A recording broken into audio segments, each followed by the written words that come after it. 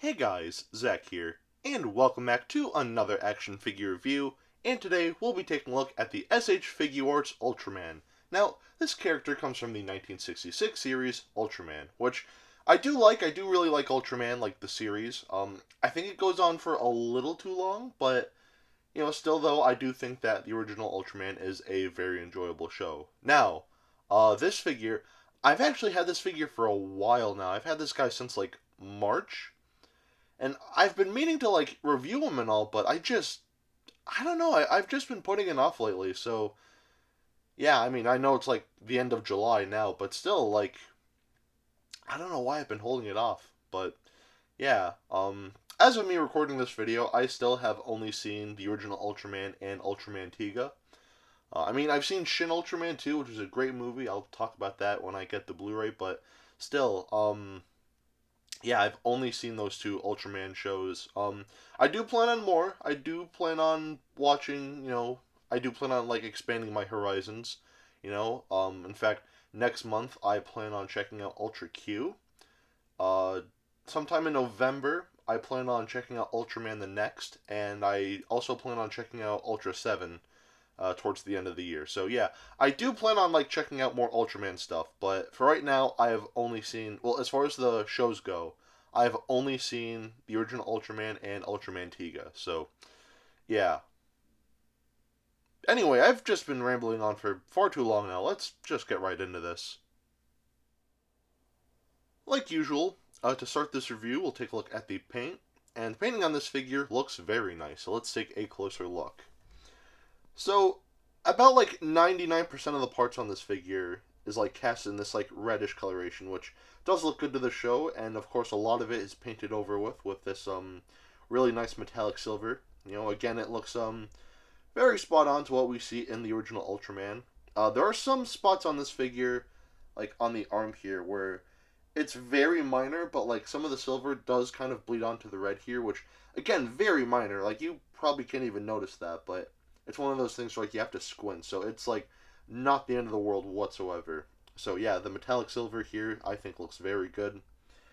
His eyes are painted a very nice shade of white, and over the eyes we have this transparent piece of plastic for each eye, which I think looks really nice. Again, I think it gives the figure here so much character and so much personality, and again, it just looks closer to the show. This isn't really something you can get on like the Bandai Ultra Hero series. Like, this looks nice, so I do like the transparent plastic here over the eyes. And I guess the last thing to point out, his color timer here is painted a turquoise-like blue, which I think looks good. So, yeah. That's pretty much it for the painting on this figure, and the painting here I think is very solid, so the painting on this figure I'd say definitely gets a pass. Now we'll take a look at the articulation, and the articulation on this figure is very cool, so let's take a closer look. So the base of the head here, he can move upwards like so. His head can look up like so, which is really cool. And of course he can look down like so. The base of his neck here is on a ball joint, so he can move about like so. The arm can move outwards like so, which I think is really neat. And also, the shoulders really quick. There's a joint here that allows the shoulders to like face forward, which I think is a nice little touch. We have a swivel right here. There's a double bend at the elbow here, so he can do stuff like that. And there's also a very limited swivel here, so he can move a little bit there too. His hand is on a hinge joint. That also acts as a swivel. Something to point out about his torso that I think is really cool.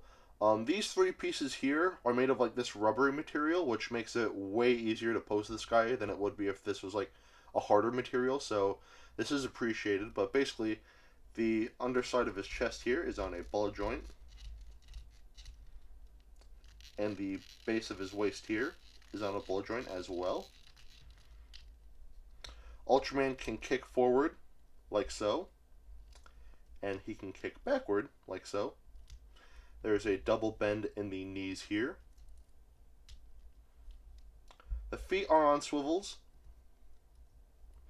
A little bit of an ankle pivot here as well. And the toes are on hinges. So yeah, that's pretty much it for the articulation on this figure. And the articulation here, I think, is very solid. You know, it's very fun to pose this figure. So, yeah. The articulation on this figure is great. So the articulation here, I'd say, definitely gets a pass. Now, I just want to quickly talk about the accessories. This figure comes with 5 separate alternate hands, which all look nice. They're all sculpted and painted nicely. Actually, they're not painted. They're just casted in this metallic silver plastic, which I think looks nice. But regardless, these are a bunch of alternate hands that you can put on Ultraman. You probably couldn't tell, but throughout this video, I was kind of changing like the hands he had on, so I kind of hinted at it. Kind of, if you couldn't tell, well, I'm telling you now. But I'm not going to put these all on, but basically, you have your karate hands, your grabbing hands, your shocked hands, another pair of grabbing hands, more shocked hands, and a slapping hand. So, yeah. Again, I'm not really going to show how these look on Ultraman, like, you know, all at once, because I'm just lazy, so I'm just showing them off here.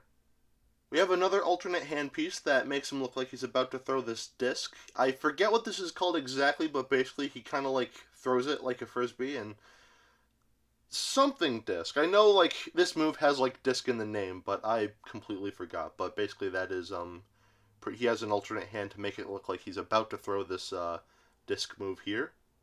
And the singular disc to make it look like he threw the disc that he was just holding.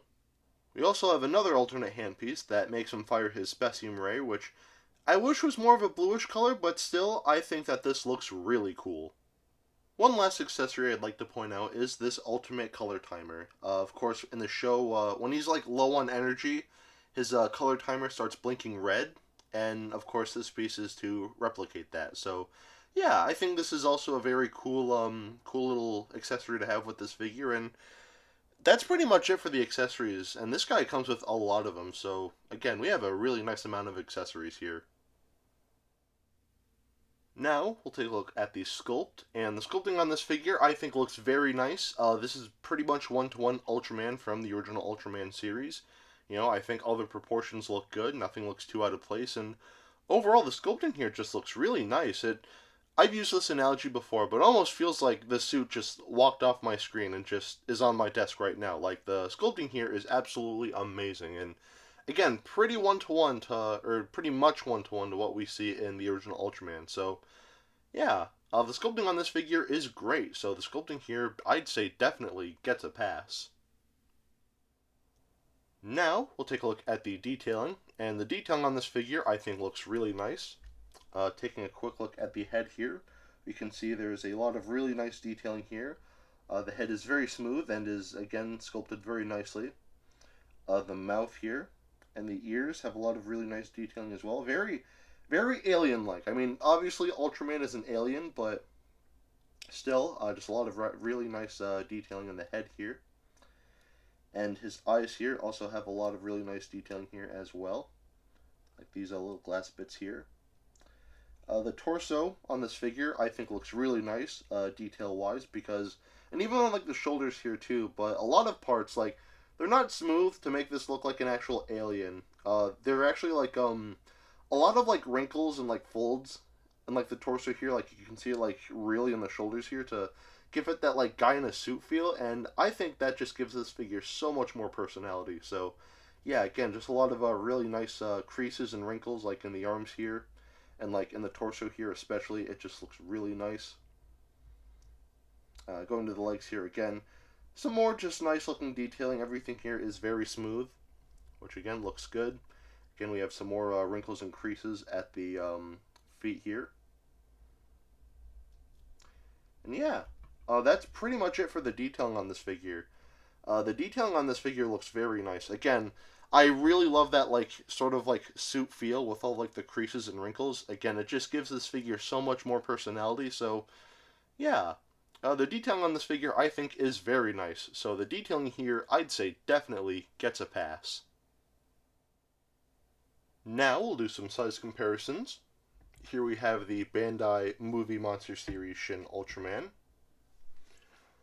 Here we have the Bandai Ultra Hero Series Ultraman, the original Ultraman. Here we have the Bandai Ultra Hero Series Ultraman Tiga. And of course, here we have some hand sanitizer. And here we have Dr. Billy Grant. So at the end of the day, should you get this figure?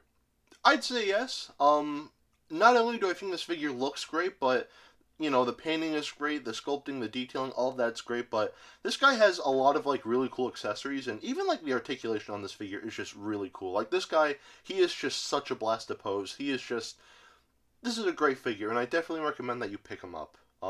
As far as price tags go, MSRP for this guy was about $40, which is really not bad at all, because this is a very, very nice figure. However, I believe this figure is discontinued? Maybe, or maybe it's just sold out on Hobby Link Japan. I don't know, but either way, this figure right now is not available. So if you do want this figure, unfortunately, you're gonna have to order this guy through eBay.